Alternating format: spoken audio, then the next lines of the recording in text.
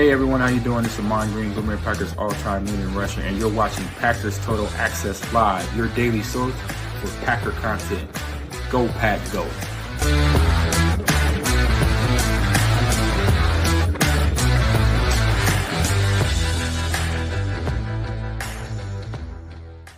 Hey, what's up, guys? Welcome into Packers Total Access. My name is Clayton. You can check us out on Packernet.com. Find me on Twitter at Packers_access. You can email us, PackersTotalAccess@gmail.com. You can text us, 865-658-5824. Join alongside Tim in Green Bay. We got Jacob on the Wisconsin-Minnesota border here to talk Green Bay Packers today, as it is this glorious Monday, January the 6th. How we doing tonight, gents?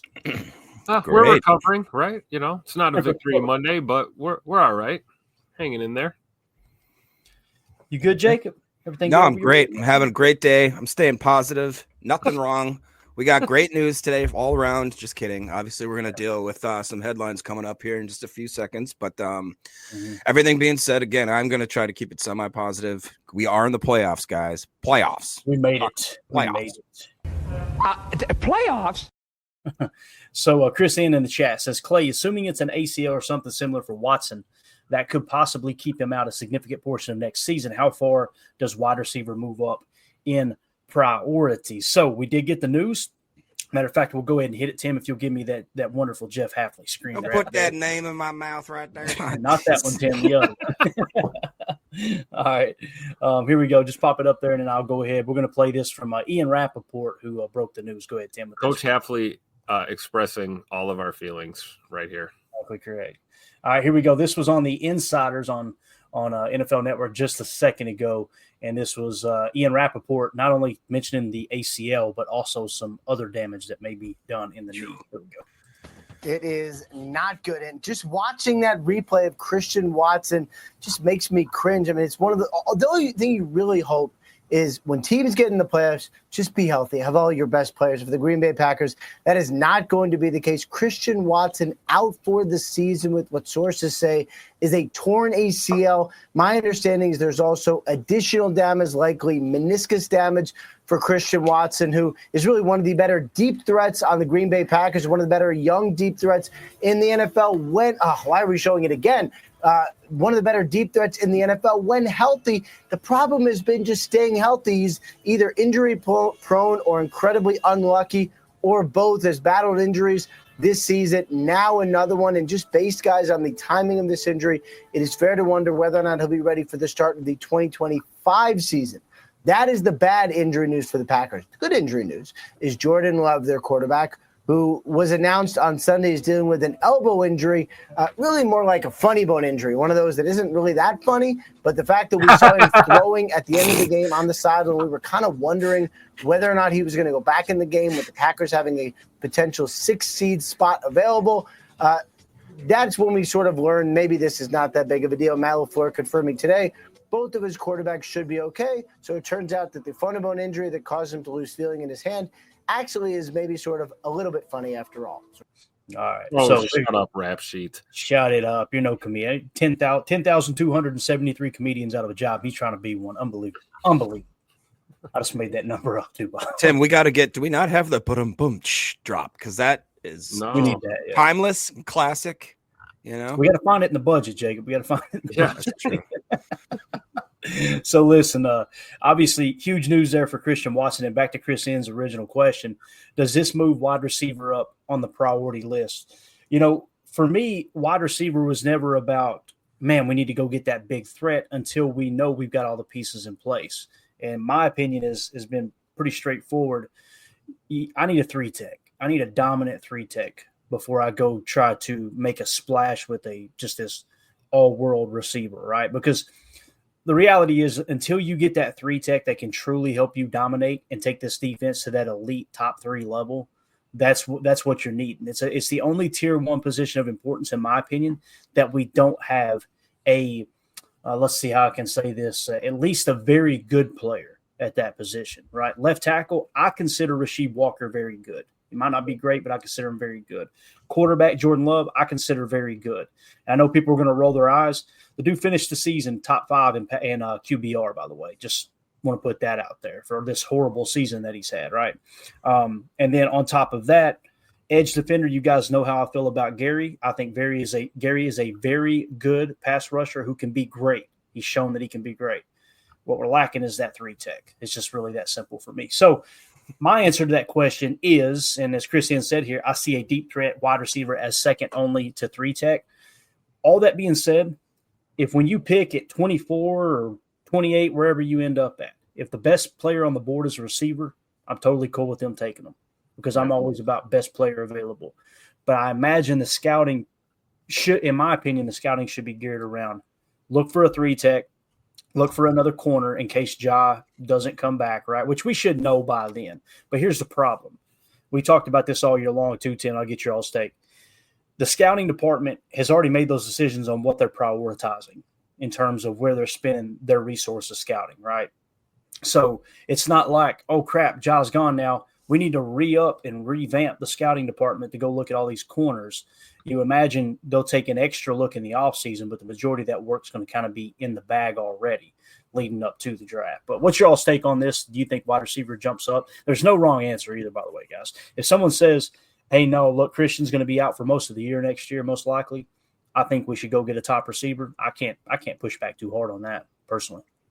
Tim, I think we should be open to the idea of bringing in another receiver, whether that's a draft pick or a free agent or a trade or, whatever the option is. We have to be open to it. And I think maybe, wide receiver might jump up the priority list a little bit, but definitely not creeping up to the level of importance that we have on the defensive side of the ball, like we talked about. There's a couple other spots we'd like to address, but it's unfortunate. It's crummy timing for Scoot to have something like this happen at this point in his career, and you just hope for the best for him. And I'll tell you, man, if Aaron Rodgers can come back from that Achilles like he did in his 40s, you got to think a guy like Christian Watson in his 20s can bounce back from something like this. It's just going to take time. And it's a matter of, will he be a Packer, long term, I guess, and kind of throws a wrench into our plans as we spent all this time talking about cap and, moving money around and how many of these guys can you keep.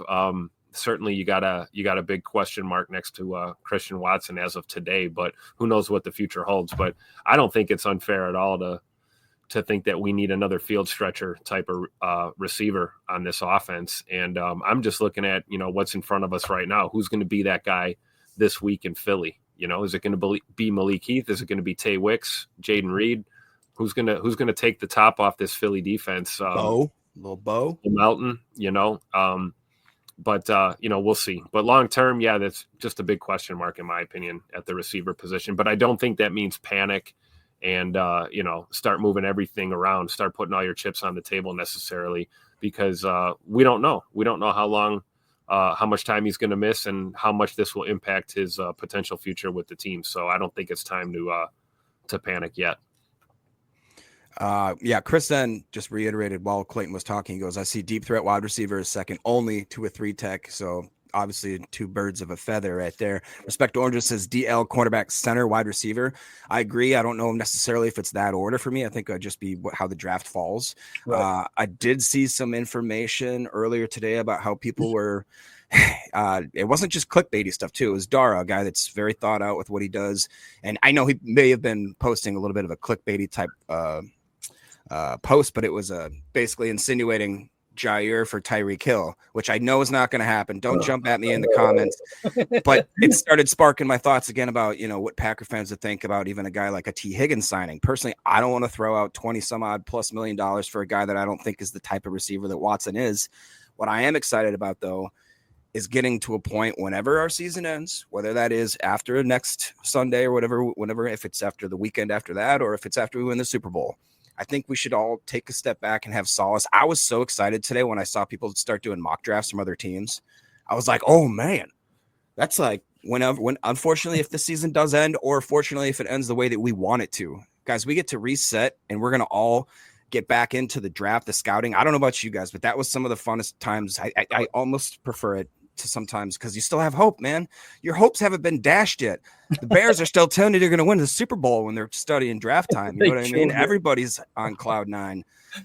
So with that being said, I've been trying to look for the positive things in life lately, especially because it's easy to get down, and especially after this last loss. Horrible. There's somebody else in the comments that said we got to take into fact that even if we win that game, it does nothing for us, which can be, as a little more frustrating as to why Watson was in there, for instance, and certain other things. But that being said, the draft is going to be coming. I'm excited. Free agency's coming. We have something to look forward to. Yeah, I like the optimism. I really do, man. Back to the chat. We have a poll question up. If you guys would, here on YouTube, go vote for our PTA Offensive Player of the Game. The choices are Emmanuel Wilson, Malik Willis, Malik Heath, and Chris Brooks. Right now, Malik Heath leads the way with 36%, Malik Willis at 24%, Emmanuel Wilson at 21%, and Chris Brooks at 18%. Pretty cool that you got two running backs on that list, which no surprise here. We've kind of talked about it all year long, how this running back group has played really, really well. Let's see here. Respect Oranges. Slate is clean. Just win, baby. Amen to that, sir. Damon Stewart saw a crazy stat about Stokes over the last 6 games. Has he really been playing that good, or is he just not seeing the field as much? How many snaps did we say he had yesterday, guys? You guys remember? 5, something like that. So I would think the answer to Damon's question is yes. Yes. He hasn't been playing much, but when he's been playing pretty well. Yeah, let's see if we can pull up Eric Stokes standards, I think. Yeah, he played 5 snaps. Yeah, 5. And then let me go to his page real quick. I won't put it on the screen. On the season, he's up to a 61.3 PFF grade, so not horrible, right? You like to see players hit that 65 mark, to be honest with you.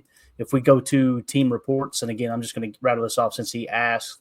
On the season, Eric Stokes is a 61.3. He's the 16th highest graded player on the Packers defense. He's played 587 snaps too, so a significant amount of snaps over the course of the year. His coverage grade is a 62.4, and the cornerbacks ahead of him as far as grade is Keyshawn Nixon, Carrington Valentine, and Jair Alexander. So he would be kind of labeled as the 4th best receiver if you were just going strictly off of PFF's grades. And again, we're not suggesting you do that, but that's just one of the metrics we could use to kind of compare apples to apples. Prince in the chat says, get Jake on the horn. College wide receivers are his specialty. Find us a burner. There you go. All right. Professor Cakes, Tucker Kraft, and Luke Musgrave have potential to make a real impact this postseason. Man, Tucker Kraft, I put out some tweets. If we have time, we'll get to it. Tucker Kraft blocking his ass off yesterday. It was awesome to watch. Yes. His game is so well-rounded. He makes that late hands catch in double coverage. And then there's 2 different reps where you see him get blocks. It's like, yeah, this dude's playing literally top 5, top tight end, top play all the way around. It used to be, here's his strength, here's his weakness. Now you're going, yeah, this dude's legit top 5, maybe top 3 in the league. Music Mary videos, Eagles 38, Packers 13. Let's screenshot it. Let's do it. Let's get those receive bowls ready. And if you get this right, you actually win a prize, Music Mary videos. It's absolutely nothing, okay? But we'll go ahead and save that screenshot. We like some more expert analysis too here. Thank you for the intricate dissection of quarterback play in the NFL. Appreciate that. 5th in the league in QBR. He's not good at football. Got you, bro. Got you. Makes complete sense. Go ahead, do you mind if I highlight one that J. Cole? I thought this was actually kind of cool today. Jalen Johnson, obviously not a fan of the Packers and vice versa. I think he was even pictured flicking us off at one point in the game. But when Watson did go down tragically, he saw it. He knew exactly what happened immediately. And to his credit, he went over and comforted him. Like you could see him whispering to the dude. And like I said, I'm not getting no Jalen Johnson jerseys, but it's nice to know that even in that, like, you could tell those guys that they understand the rivalry, that it's a massive historical type thing where they don't take plays off, this kind of thing. I thought it was cool, just the fact that he was able to do that. And, No, I agree. I was going to ask who that player was. I didn't realize it was Jalen Johnson. It was classy, a classy situation there. Yeah, there's like 1 or 2 guys on the Bears that have a soul. So that's good to know. That's awesome.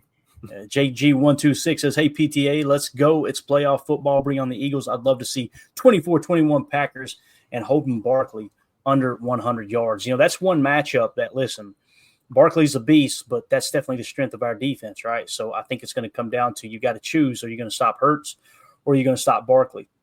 in terms of the Philadelphia defense, scoring defense, top 5. Rushing defense, I think they're not in yards per carry allowed. And then passing defense, I think they've got the best passing defense in the entire NFL in passing yards per attempt. So, Tim, if you don't have a problem with it, we may want to try to press into the run this game. All right. Oh, no. I mean, why would I have a problem with that? I haven't had a problem with it all year. Just not on first down, though, right? Nobody's Oh, listening. gosh. All right. Let's If I see. see one freaking jet sweep in this game, help me God. Exactly. All right, let's see here. Let's go to the Patreon group real quick. Just wanted to clean this up. As Greg S says, I live in the Philly area. What's that? Jason Wise. So you're saying more jet sweeps? I'm so sick of jet sweep. I was dreaming about it last night. I was trying to feed my dogs, and when I'm running a jet sweep to get away from them, I'm like, come here, Bo. We got to get you. No, you're going backwards. You're going backwards, sir. What are you doing? So Greg S in the Patreon group says, I live in the Philly area and we'll leave updates on anything interesting that the enemy has to say on sports radio. Boy, that's some lit sports radio there in Philly, too. He also went on to say a few weeks ago, the Eagles left tackle was asked who was the most physical defense that they faced. He said the Rams and the Bucks. I took that personally. Like it. Love that right there. Trevor Anderson in the Patreon group. I think the Watson injury pretty much guarantees we pick up his 5th-year option because we won't have to give him an extension now. What do you think, Clayton? Am I off base? Yeah, I see the 5th-year option very different from most people, Trevor. The 5th-year option to me is, hey, this guy's an absolute dog. He's a stud, and it's going to cost us a bunch of money to re-sign him. Let's slap the 5th-year option on him to give us a little bit more buffer, even if we sign him that current year and the 5th-year option kind of gets voided because of the new deal. It's just kind of that bridging the gap.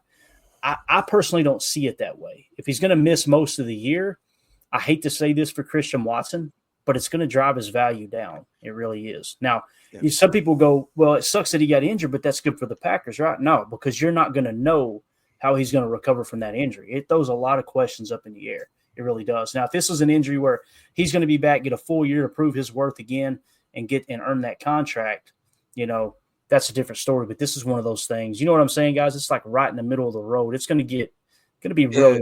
We're going to be talking all year next year about, man, can we trust it? Right? Is the knee truly healthy? That's going to be a conversation. Yeah. What about what Smitty says here? He says no 5th-year option. Watson was a 2nd-round pick. Yeah, good point there. Great point. Yeah, many people probably think he's a 1st-round pick for how he's played, although some people think he's a bum. But that's topic for another day. Tim, what do you think about that question there in terms of Watson's future? I guess you could say, man. Do you see what I'm saying? How it make the team a little hesitant, although they did extend Gary right after the major knee injury. They extended Elton Jenkins, if I remember correctly, after the knee injury. Could be wrong there. It may have came after. And then neither one of those guys are take the top off of defense receivers, though. Right? Very true. Yeah, I think it's a little. I think the knee issue is you're under a bigger microscope when you're playing, wide receiver in this league. I think, and of course, we can also say, which knee are we worried about? We've got the one he completely blew out yesterday, and then we have the one he already had an issue with. So it's going to be tough. And I think you're right. It all depends on how Goody views this, this 5th-round option, I think, long term. And I think before this injury, we all would agree that Christian was probably deserving of that, right? We would probably think he's a guy you'd want to keep around. We talked about him or Dobbs. So, if Goody uses this as a way to maybe get another year without having to give up the big bank to Christian Watson, maybe that's, a route that we go, or maybe not. Maybe, we're playing it by ear. But I think, you hit it right on the head, Clay. I mean, all offseason, we're going to have plenty to speculate on and talk about for sure. Can I just real quick? It's the Music Mary, the Philly fan. She's been very nice. Everybody's getting to know her. Everybody's tagging her. She's interacting and being great. And the whole chat just went, wait till AFM gets here. And she's like, they're sticking AFAM on him. What's an AFAM? Oh, and they're all like, oh, just wait. Just wait. He'll be here. He will be here. I promise. And I want to kick him out of the chat, but they're not saying anything inappropriate. And they're being very nice. It's driving our algorithm up with how many times they're commenting in here too. So it's kind of cool. Appreciate the support. All right, Greg S. in the Patreon group says Philly's already looking at the NFC Championship game and not even concerned by the Packers. They say at times the Packers look like the best team in the NFC, but can't play a complete game. And then Greg S. went on to say their concerns on the Eagles is their kicker. Their slow starts in the first quarter and the unknown of Jalen Hurts. The worry increases if Jalen doesn't practice by Thursday. I imagine he would practice Thursday, but the other thing is you got a little rust factor there too. Now, listen, I don't want to get this twisted. If there's a team in the league that can absorb that rust and be able to overcome it, Philly's a hell of a team, man. They're a top 3 team in the league. Let's see, at least top 4. I feel like you're top 4. You're probably 4th in the power rankings, in my opinion. You got Kansas City, you got Detroit kind of there at the top, right? Those 2 teams. You got Minnesota right behind them. I could see Philly, some people thinking Philly's better than Minnesota. I can understand that argument, but they are, man. They're a good ball club, so it's going to be fun. I know this. Nobody's going to give the Packers a snowball chance in hell in winning that game, and I really love that spot. I love being in that spot for sure. So, all right. Joyce Martha, come back to experience AFAM music, Mary. Yeah, swing back by sometime. You'll notice there'll be a big storm cloud over the chat, and that'll be AFAM in there. We love him, though. He's our knucklehead. That's the way that works. Josh Hooley in the chat. Watson out and the Jets season is over with Tay on the way out. Do we make something happen, man? Hey, I'll tell you this. I haven't thought of that. We had this conversation just the other day. And again, thanks to everybody in the Patreon group. We appreciate you all for supporting the show.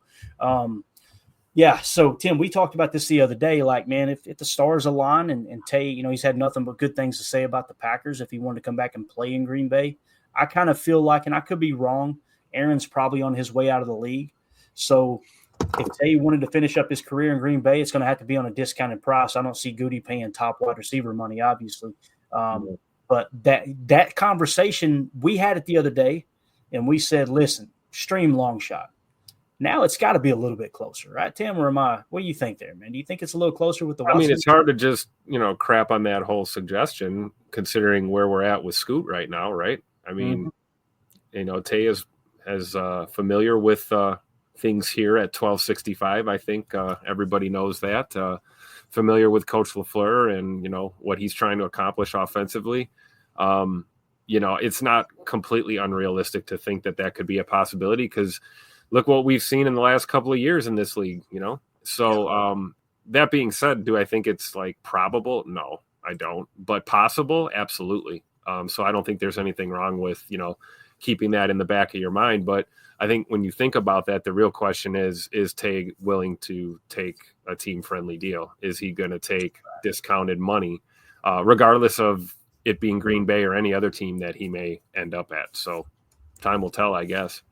Yeah, definitely. Dan Mullen with the super chat. Thank you, buddy. He says, thanks for the in-depth coverage, PTA. Am I crazy or does LaFleur do his best play calling when his options are limited offensively? It does kind of feel that way. I can see that point where it's like, okay, he's got to get a little more creative, and not from an aggressive standpoint. Really creative with Matt LaFleur, in my opinion, just means pressing in the run a little bit and using some of those counter motions and things like that out of the pony package. Creative would be an A-gap run on first down. That would be creative. Yeah. Sorry, I'm a little bitter. Sorry. Jet sweeps are tormenting me. Bro, listen, four carries on jet sweeps yesterday they averaged 1 yard a carry. Like 1 yard a carry. Listen. Yard, singular, 1 yard. You got anything to add to that, Jacob, here with the super chat, man, from our boy Dan Mullen? Thank you for that, pal. I think that might be a fair criticism and why people that are more prone to, like myself, where I'm willing to cut the guy more slack. You guys know we hear on the posse, the whole reason we got to the Tupac LaFleur is that he was not being as aggressive or what's the word, I guess, commanding of a team. He's not like a Dan Campbell where you walk in and you're like, that dude bites kneecaps. All right, I get it. With LaFleur, it was more of a shucks LaFleur, and then he's gradually, I thought, gotten into being much more of a leader, a dominant leader. And I think exactly. And I just think he is such a good play caller when he's in his bag. And I think sometimes he just gets a little too cute. That's like, he's still same with the eyebrows, same with the hairline. Boy gets a little too cute every now and then. I just wish he was more consistent. Like Tim a little bit mentioned on earlier. If you're, averaging like 7 yards per carry on first down and your quarterback goes out, and then now you got Malik Heath throwing like consecutive 7 first down. It It was was just crazy. It was unreal. And then like you talked about the jet sweep. I mean, it was just I don't know. It was. I feel like What works sometimes really he gets well in is his own head. that fake jet sweep with the orbit motion, and we saw that a couple of times with a double fake and a simple inside run, and it's 10, 12, 15 yards. The illusion of complexity. I'm wondering when that's going to come back, because right now it looked like we were just seeing complexity, and it was getting too cute too fast, and not enough success.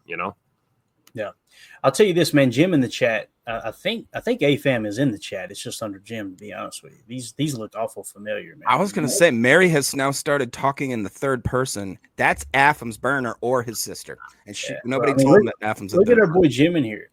Clay, you can add quarterback to his draft list, basically saying we need a quarterback. All right, now let's go on to the next one here. Check this out. Watson's value is zilch right now. Okay, got it. Watson's a bum now. Jim, again, if it's not the need, it'll be something else. All right, cool. How dare you? Another injury. Jim, again, Watson's our best receiver, in my opinion, but can't stay on the field. Thumbs down. Another negative Nancy comment. All right, let's. I think that might be my little brother. Sam? Jim, I don't love the no chance in hell spot. All right, got it, Jim.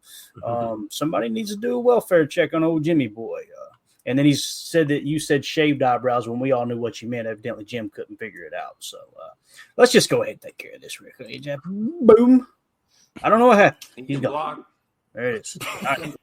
On to the next thing. Again, Dan, thank you for the super chat, pal. We appreciate it, man. Am I out of pocket there, guys? We had like 7 negative comments in a row there, just kind of killing the buzz in the chat. Yeah. It happens. What are you going to do? Coming off a loss. Maybe it's a mistake. Maybe we'll look back and say we're all just a little on edge. It's okay. Yeah. Nothing like a good road victory in the wild card round to get everything straightened right out. Let's go. I like it, Tim. All right, let's go to the offensive grades from the Bears game here. Bang. And again, scan the QR code in the upper right if you want to join our Patreon group. Awesome chat in there. Great community building.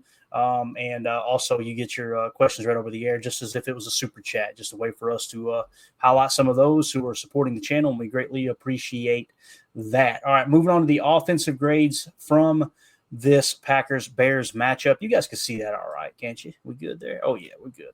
Pretty good. So let's stretch it out just a touch so you can see every grade there. Bing. Okay, so leading the way on offense was Josh Jacobs, 91.5. Okay, Zach Tom was second at 87.6. Emmanuel Wilson, third at 85.7. This is not the Bears game. This is just the offensive grades. I was going, these numbers don't look like what I read earlier. So let's hop back. The season. Okay, there we go. Yeah, there you go. So let's go to the actual game report here. For the Packers-Bears. There we go. That looks more like it. Apologize for that. Elton Jenkins, 80.8, leading the way. Rasheed Walker, 79.8. Look at that run blocking grade, boys. 87.2 run blocking grade. Let's go. Sean Ryan, 79.7 with an 83.5 pass blocking grade. Josh Jacobs, 76.8, albeit, only 6 carries. He played 20 total snaps. Zach Tom, 72.9. And then Emmanuel Wilson, 72.6. Dontavion Wicks, let's go, 48 snaps, 70.1. That's what I'm talking about. Malik Heath, 39 snaps, 68.4. Tucker Kraft, 62 snaps, 66.4 grade. Just steady freaking Eddie when it comes to Tucker Kraft now, man. I love to see it. So what's really cool about these top grades, and listen, Josh Myers, coming in the 10th spot, 62.1, pass blocking grade, 78.6. Not a bad day. Not a great day, but not a bad day. You guys know anything over 65, we kind of feel like, okay, they did their job, right? But how cool is this that 1, 2, 3, 4 of the top 5 highest grades were on the offensive line? Give the big guys up front a round of applause in that regard. Really, really cool there. So anything stick out to you guys here with the top graded players on offense? Yeah, Rasheed Walker, run blocking. We were always talking about the run block being a struggle with him, and he's stepped it up these past couple of games. I mean, is that his highest grade this year, I think? 87.2 run blocking grade for Rasheed Walker. I don't know if we've seen him grade that high in the run. No, look at that. Look at that. That's far and away. I mean, that's yeah. Wow. Against a good defense, too. That's right? 20 plus than any other grade. Wow. Yep. against a really good run defense. So, let's see more of the same in Philly, man, and let's run the damn ball. Let's go. Amen to that. Jacob, anything stick out to you with the top graded players? Yeah, it does, but it's not necessarily the top of the top. It's, again, Josh Myers quietly coming in there. Look at 78.6 pass blocking grade, 62.1. I mean, I'll take that. If he would have done that every single game that we had him, I think the Josh Myers conversation is very different at this point. Yeah, and he's playing some of the best ball. Starting in week 15, 76.1, 62.3, 60.2, 62.1. Like, that's not horrible those last 4 weeks, right?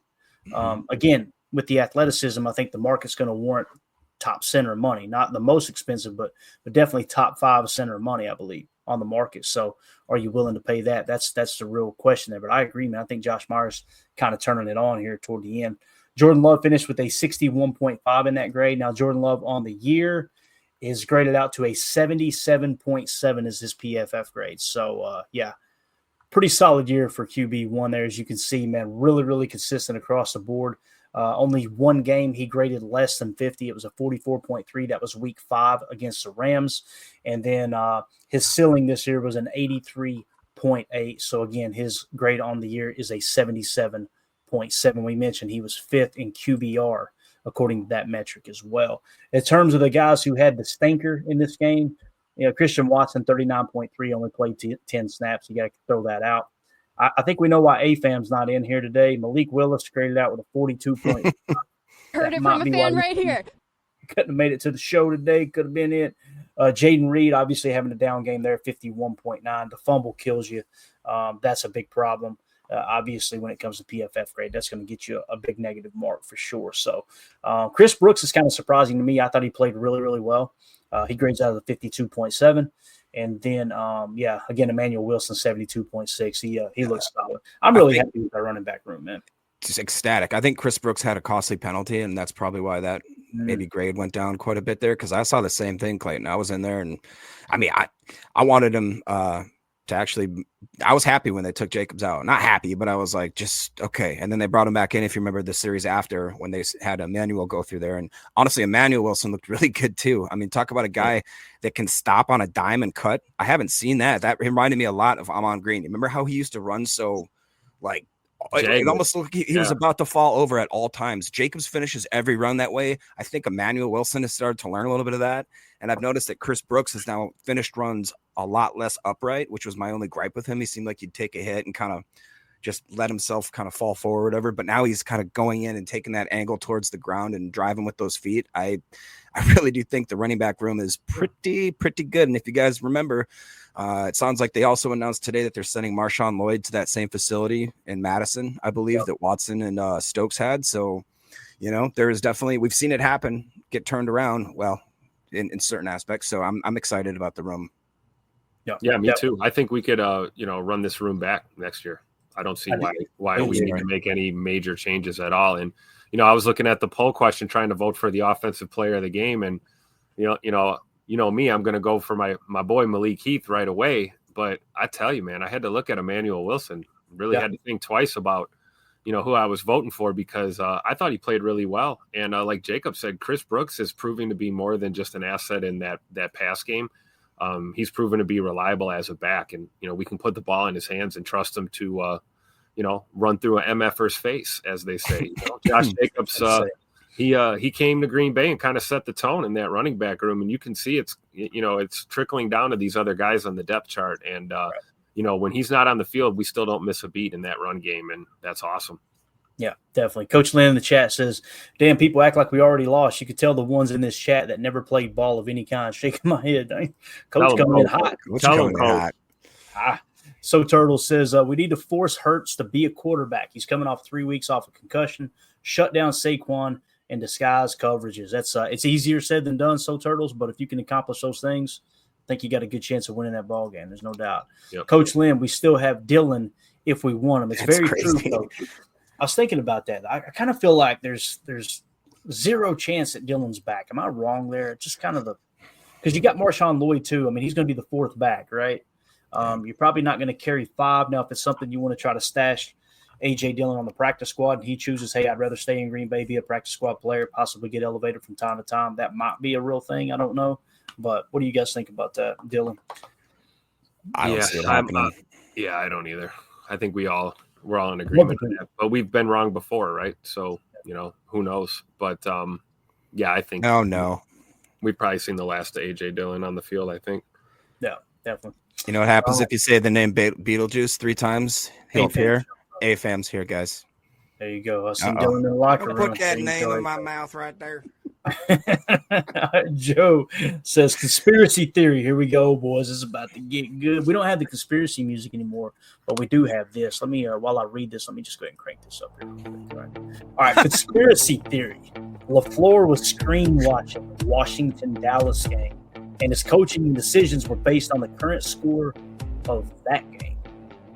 Jacob, you're a conspiracy expert here. Go ahead, sir. Well, I was going to say, pretty much you guys can – I didn't even read – I just saw conspiracy theory. Crank it. What are you doing? I don't even want to hear the story. Crank it.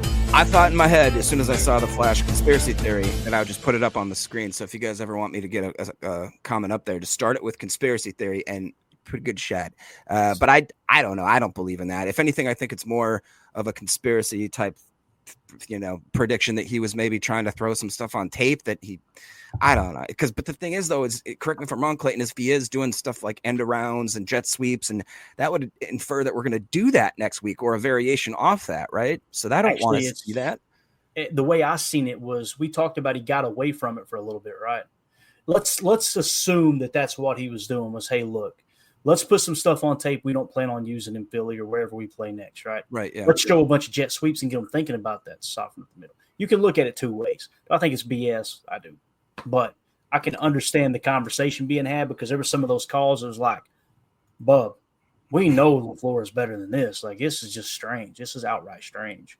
You had running backs averaging as a whole, the whole running back group averaging over 6 yards a carry. You need 3 yards and you run a jet sweep that was averaging 1 yard a carry all night long.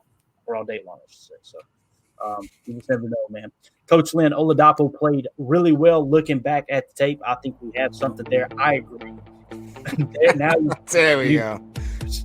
Let's go to the defensive grades. And where's Oladapo? He is 4th. Wow. 73.9. Crank it, Tim. You got to feel this. You got to feel the Ola Home Depot in the blood.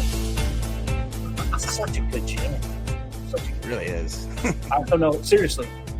Boys, it's looking like this isn't just a coincidence, right? Like the safety room has blown up. You've got Xavier McKinney, who was in the running for Defensive Player of the Year, right?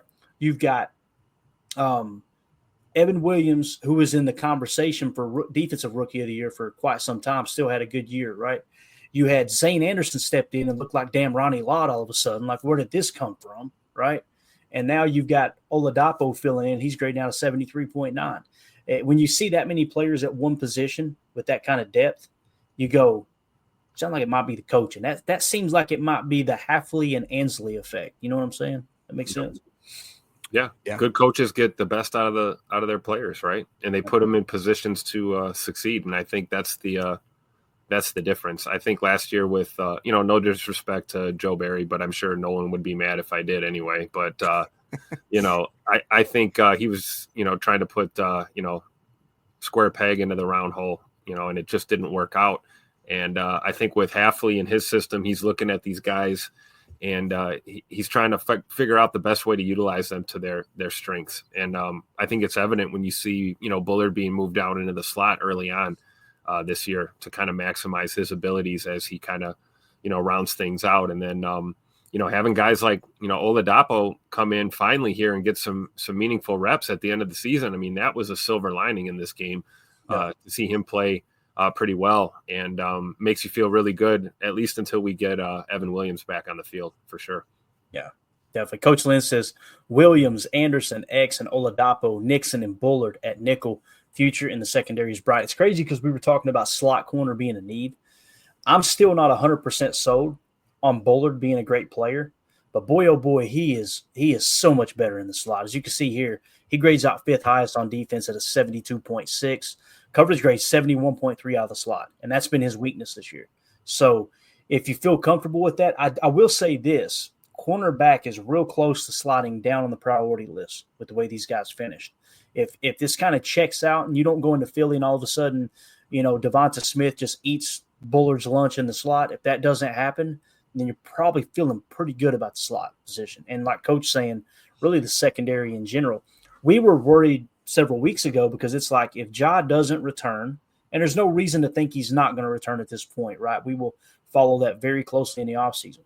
But if Ja doesn't return, it's like, man, we got to go get a corner, right? Well, Carrington has stepped right into that damn role. Carrington, again, top 3 on defense, 74.7. Great defensive PFF grade overall. Edgerrin Cooper led the way at 76.2. TJ Slayton, 76.0. I put a tweet out earlier. If we have time, we'll hit that here in hour 2. TJ Slayton has outplayed Kenny Clark this year, boys. And I'm not talking about just it's a small sample size. Less snaps, significantly less snaps, and more run stops than Kenny Clark. And they go, well, they play different positions. No. Kenny has predominantly played one tech this year, and that's what TJ Slayton plays. So just something to keep an eye on because TJ Slayton's set to be a free agent. And the question now becomes if the market doesn't get crazy on TJ Slayton, I want to see him back here for a reasonable price. I mean, he was $3 million against the cap this year, right? If you can get him back on a 3-year deal for $6 million and guarantee most of it, I'm on board with that. Let's go. 100%. For sure. Yeah, he's not going to give you the pass rush. It's going to give you the run stopping ability, and he's been lights out this year. Yeah. And again, steady Eddie, Javon Bullard, 59 snaps, 72.6 there. I'm sorry, not steady Eddie for Javon Bullard. A good game for Javon Bullard, 72.6. Steady Eddie is Mr. Rashawn Gary, 71.5. Once again, only 28 snaps. I'm telling you guys, this coaching staff was not putting the best players on the field all the time. This was something that was just like, hey, let's really monitor this thing. We're already in the playoffs. Let's don't be stupid. Now, I want to say something about Christian Watson we led off with.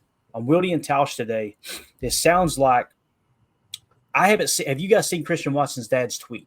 I haven't seen it. But have you guys seen it by chance? Yeah. I saw this. Yeah. Tim, I want to get your synopsis of it before I pull it up here. I want to just kind of, if you feel comfortable doing it. I know sometimes I read stuff, I skim through it, and I'll be like, I don't want to put an ignorant take out there, right?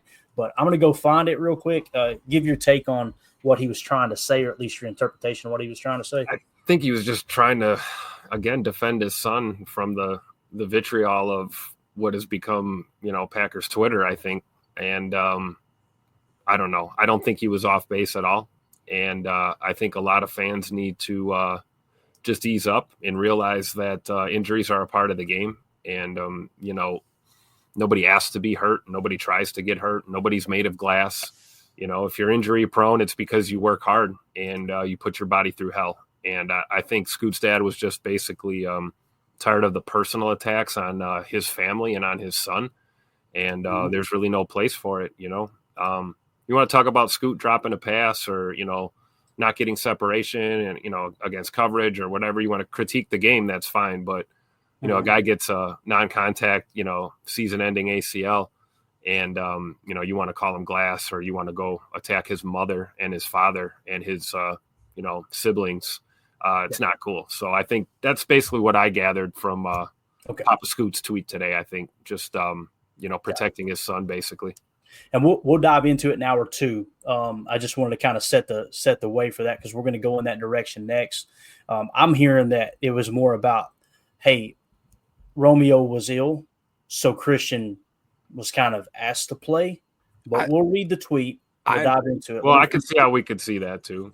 Yeah. He basically kind of I'm paraphrasing, but basically said that it was kind of team first, right? Yeah, team first. Christian putting the team first and basically putting his body out there for the team. And, hey, those kind of things can happen. If it could happen to anybody out there. Yeah, so finishing up the defensive PFF grades here for Chicago, we'll go rapid fire. Eric Wilson, 67.1. LVN, 65.4. Let's go. That's a solid grade there for, like I said, a first-year starter. Corey Ballantyne, 64, but only be 5 snaps, though. Colby Wooden, 64. Keyshawn Nixon, 63. Kenny Clark, again, man, 56. Carl Brooks, a 54. That surprised me because he had a couple big flash plays in that game. Devontae Wyatt, 52. Nice to see him get 31 snaps, though. We were a little concerned about his injury. Xavier McKinney graded out kind of bad, 51.6. That's rare this year. Eric Stokes, only 5 snaps, 50.1. Isaiah McDuffie, we've seen this, 47.3. It's just he's probably on his way out of Green Bay. If he doesn't get an offer, I could see him bringing back on a minimum. But Aaron Mosby, 45.2. And then Kingsley Enagbare with the 43.4. We've seen that horrible penalty, obviously. No Brenton Cox Jr. here. Was he active, guys? He didn't play, yeah. Oh, had the foot injury, didn't he? That's right. Yeah. So, all right, so there you go with the defensive grades. Just want to give a special shout-out on special teams. No pun intended. Lucas Van Ness, 72.2 on special teams, 12 snaps, too. So my man is contributing. He really is. Carrington, 7 snaps, 67.6. Robert Rochelle doing special teams things there at 65.3. So those are your PFF grades from the Chicago game. That's going to do it for hour 1. For those of you listening on the pod, we will see you on the other side for hour 2. We appreciate y'all.